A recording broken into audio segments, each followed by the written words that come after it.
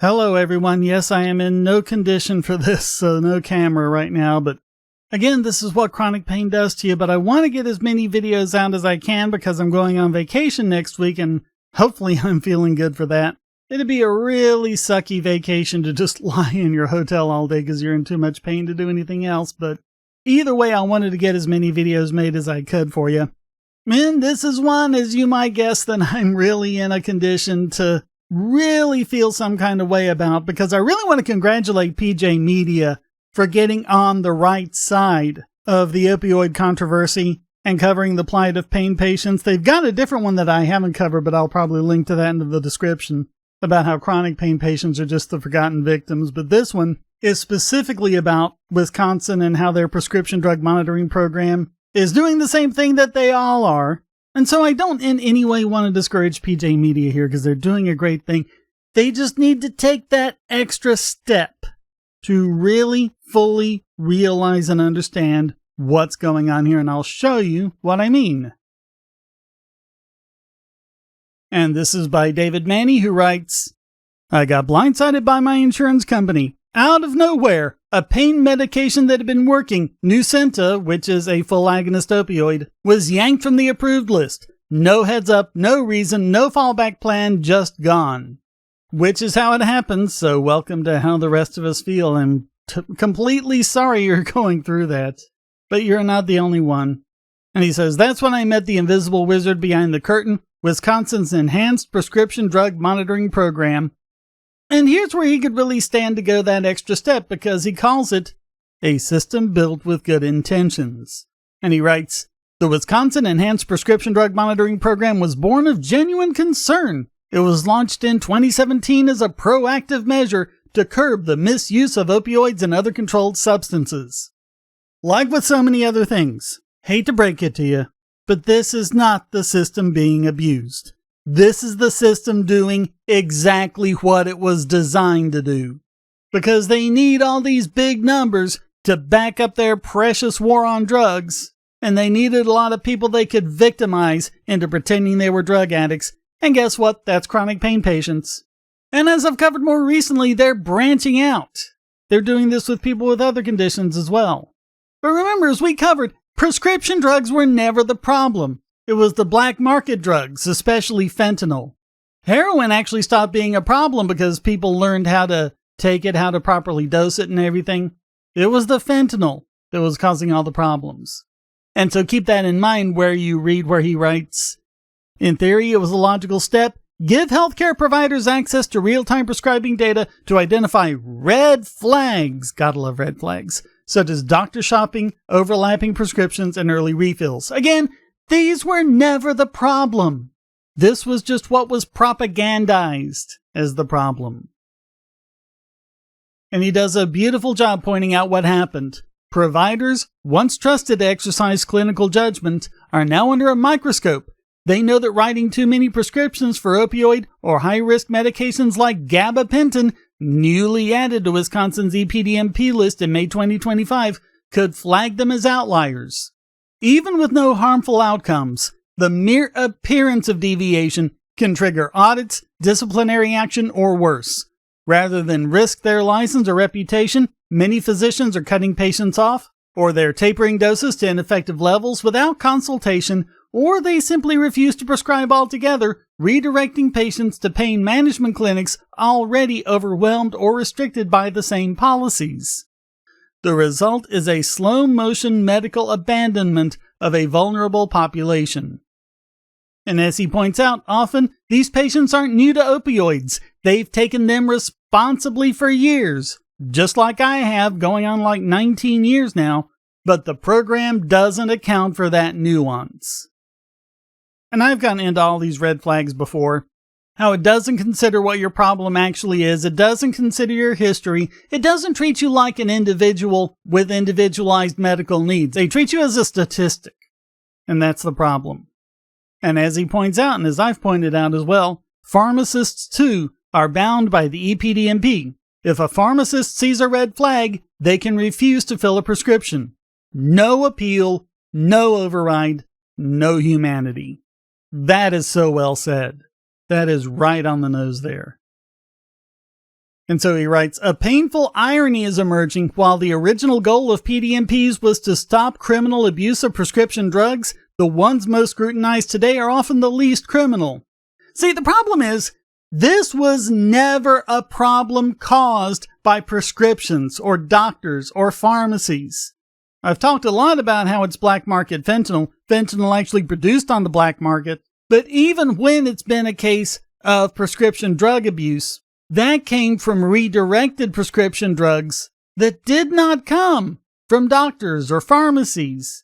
They were stolen during shipping usually, stolen out of the trucks and sold on the black market. Physicians are not the problem. Pharmacists are not the problem. Pain patients are not the problem. And the thing is, as I've pointed out, just check my opioid playlist, they knew this all along. This is not something that they misunderstood. They knew exactly what they were doing. And so he mentions the problem. Who fills that vacuum? Often, no one. Pain clinics have months-long waits. Insurance may not cover alternatives such as physical therapy or spinal cord stimulators. And here's something else. I can sympathize with doctors being scared to prescribe opioids because they're afraid the DEA is going to shut them down. I lose sympathy when they instead start pushing things like spinal cord stimulators, which don't work. Maybe they work for a few people, but for most people they don't. For most people they just cause more problems. So you're taking people off of a stable regimen that works to subject them to these uncovered injections or stimulators or whatever, many of which are experimental, some of which are even banned in Europe and Australia. And he says chronic pain patients are left in limbo. Yeah. My pain clinic doesn't have any doctors. They've been trying for months to get new doctors. And so they've just been kind of sending me around different places just to get my prescription refilled. And I've got enough to get through the vacation, but I have no idea what I'm going to do after that. If they don't have a doctor they can send me to, then I might be in a much worse situation than I am right now. Because he writes, no one is calling for a return to the Wild West of overprescribing. There was never a Wild West of overprescribing. That was never the issue. Never. And again, they knew it perfectly well. That's why they deliberately falsified documents. I've covered this. Watch the other videos in this playlist. Deliberately falsified documents. So the deaths from black market opioids got put down as deaths from prescription opioids.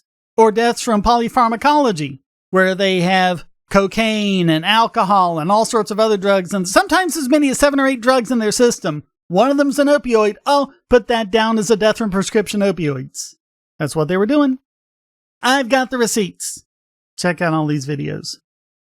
All right, transparency and risk scores. We should have access to these scores and contest the errors or the red flags. That should be our right. Under HIPAA, I think it is our right. I think they're breaking the law by not doing that.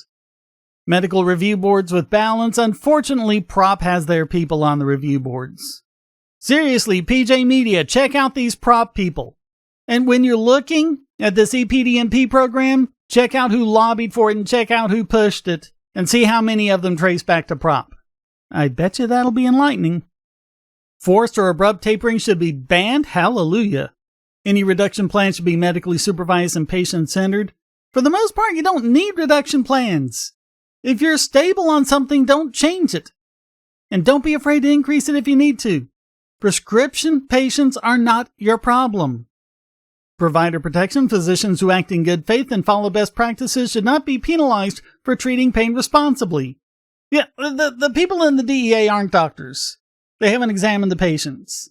They should have no authority whatsoever to shut down doctors for prescribing medicine to their patients. None whatsoever. And restoring the doctor-patient relationship. Yeah, that has absolutely been destroyed. And we're just shoved around, often from one doctor to another, who refuses to treat us as an individual. They just treat us like a statistic. That's something else that makes me lose sympathy for them. Because if they're just like, hey, I understand your situation, I'm doing my best here. Okay, I can be sympathetic to that. But no, we get talked down to, we get preached to, we get patronized to, and told that we're bad people and we have to get off our medicine and take the spinal injections. We cannot afford to let an algorithm replace human judgment. Absolutely. Nor can we accept a system that punishes people for being sick, in pain, or unlucky enough to live in a data-driven age where context has been stripped from care. In a state that once prided itself on innovation and care, it's time we stop treating our most vulnerable as liabilities and start seeing them as neighbors, patients, and people again. Thank you so much, Manny. I'm not trying to get on to you for this, just the opposite. I want to thank you so much for writing articles like this. And I hope you continue to do that. I just want you to go that extra step. Open your eyes a little more. Follow the money, because there are plenty of doctors who are making tens of millions of dollars from this by giving testimony in civil cases against Big Pharma so that they can make a ton of money. And doctors who are sending us to get spinal injections because they make more money when they stick us with needles than they do when they prescribe us a nice little generic opioid that is safe and effective. You need to look into all the reasons why. Look at what the DEA is doing. Look at what the DOJ is doing, suing doctors and medical groups and pharmacies for just helping patients. And I looked a little more into Manny and what he's been writing, and it seems he's just starting his journey on this. I really want him to start going through this, because you're going down a rabbit hole, Manny. I'm warning you right now. You start following this, you are going to go to some very dark places. And you're going to see the evil that humans can be. And when you think about things like World War II and the Holocaust, and how could all of those doctors do all of those horrible things to the patients in the concentration camps, and do all of these evil things, and subject them to all of this pain unnecessarily, look around you a little further. It's happening right now, right here in the United States of America. And it looks like you're a Donald Trump supporter. Trump is doing nothing about this.